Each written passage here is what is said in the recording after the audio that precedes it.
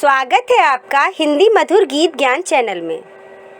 हमसे जुड़े रहने के लिए हिंदी मधुर गीत ज्ञान चैनल को सब्सक्राइब करें और बेल आइकन को ज़रूर दबाएं ताकि हमारे वीडियो के नए नोटिफिकेशन आपको समय समय पर मिलते रहें। माता पार्वती ने भगवान शिव से पूछा, क्या गंगा में नहाने से धुलते हैं पाप? शिव पार्वती संवाद। माता पार्वती ने भगवान शिव से पूछा, गंगा में डुबकी लगाने से क्या सच में धुलते हैं पाप? भवानी शंकरो वंदे श्रद्धा विश्वास रूपिणः याभ्याम विनः न पश्यन्ति सिद्धा स्वान्ता थमीश्वरम। भावार्थ, श्रद्धा और विश्वास के स्वरूप श्री पार्वती जी और श्री शंकर जी की मैं वंदना करता हूँ, जिनके बिना सिद्ध जन अपने अंतःकरण में स्थित ईश्वर को नहीं देख सकते। गंगा स्नान से पापों का नाश होना बतलाया गया है, परंतु नित्य गंगा स्नान करने वाले लोग भी पाप में प्रवृत्त होते देखे जाते हैं। एक समय शिव जी महाराज पार्वती के साथ हरिद्वार में घूम रहे थे। पार्वती जी ने देखा कि सहस्त्रों मनुष्य गंगा में नहा नहाकर हर हर कहते चले जा रहे हैं, परंतु प्रायः सभी दुखी और पाप परायण हैं। पार्वती जी ने बड़े आश्चर्य से शिव जी से पूछा कि हे देव, गंगा में इतनी बार स्नान करने पर भी इनके पाप और दुखों का नाश क्यों नहीं हुआ? क्या गंगा में सामर्थ्य नहीं रही? शिव जी ने कहा, प्रिय, गंगा में तो वही सामर्थ्य है, परंतु इन लोगों ने पाप नाशनी गंगा में स्नान ही नहीं किया, तब इन्हें लाभ कैसे हो? पार्वती जी ने आश्चर्य से कहा कि स्नान कैसे नहीं किया? सभी तो नहा नहा कर आ रहे हैं, अभी तक इनके शरीर भी नहीं सूखे हैं।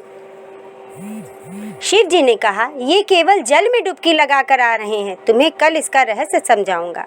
दूसरे दिन बड़े जोर की बरसात होने लगी, गलियां कीचड़ से भर गईं।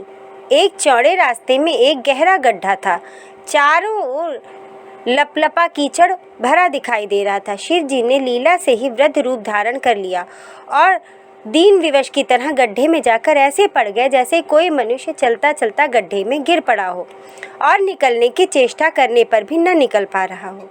पार्वती जी को उन्होंने यह समझाकर गड्ढे के पास बैठा दिया कि देखो, तुम लोगों को सुना सुनाकर यूं पुकारती रहो कि मेरे वृद्ध पति अकस्मात गड्ढे में गिर पड़े हैं, कोई पुण्यात्मा इन्हें निकालकर इनके प्राण बचाए और मुझ असहाय को सहायता करे। शिव जी ने ये और समझा दिया कि जब कोई गड्ढे में से मुझे निकालने को तैयार हो जाए, तब इतना और कह देना कि हे भाई, मेरे पति सर्वथा निष्पाप हैं, इन्हें वही छुए जो स्वयं निष्पाप हो। यदि आप निष्पाप हैं तो इनके हाथ लगाइए, नहीं तो हाथ लगाते ही आप भस्म हो जाएंगे। पार्वती जी तथास्तु कहकर गड्ढे के किनारे बैठ गईं और आने जाने वालों को सुना सुनाकर शिव जी की सिखाई हुई बात कहने लगी।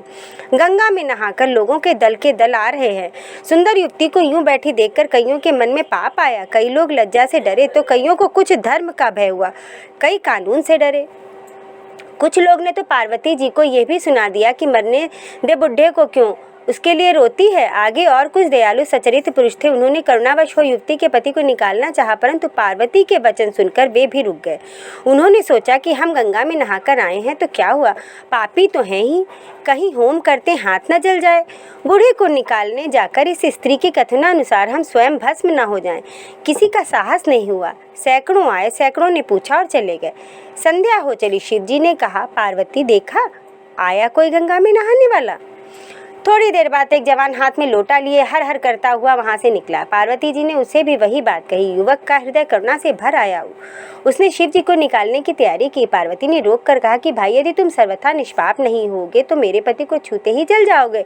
उसने उसे बिना किसी संकोच के दृढ़ निश्चय के साथ पार्वती से कहा कि हे माता, मेरे निष्पाप होने में तुझे संदेह क्यों होता है? देखती नहीं है मैं अभी गंगा नहाकर आया हूँ।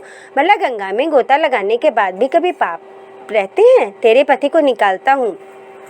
युवक ने लपक कर बूढ़े को ऊपर उठा लिया। शिव जी पार्वती ने उसे अधिकार समझकर अपना असली स्वरूप प्रकट कर उसे दर्शन देकर कृतार्थ किया। शिव जी ने पार्वती से कहा कि इतने लोगों में से इस एक ने ही गंगा स्नान किया है। इसी दृष्टांत के अनुसार जो लोग बिना श्रद्धा और विश्वास के केवल दंभ के लिए गंगा स्नान करते हैं, उन्हें वास्तविक फल नहीं मिलता।